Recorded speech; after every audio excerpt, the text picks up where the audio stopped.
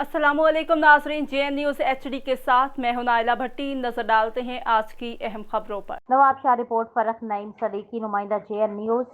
South Asia partnership Pakistan और शाह सचल सामी foundation के ताउन से जारी प्रोजेक्ट के तहत जो खवातीन बारिशों के दौरान मुतासिर हुई हैं, इनके हवाले से प्रेजेंटेशन दी गई और ड्राफ्ट पेश किया गया। पीपल्स पार्टी के प्रेसिडेंट अदी कमरुन्निसा धामरा को पेश किया गया कि वो मुतासरा होने वाली खवातीन के लिए पार्लियामेंट में बात करें।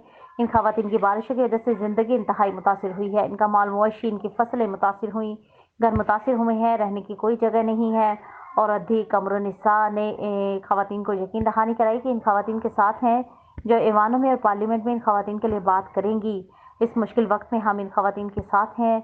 और शाह सच्चल सामी फाउंडेशन के CEO लाला अरशद खासखेली ने भी इनको यकीन दिलाया कि हम आपके साथ हैं। प्रोग्राम में आई हुई शरका मैडम फरखाना इरम, मैडम नरगस, मैडम हुमैरा खान की भी ने भी बात की। आखिर में ड्राफ्ट पेश किया गया।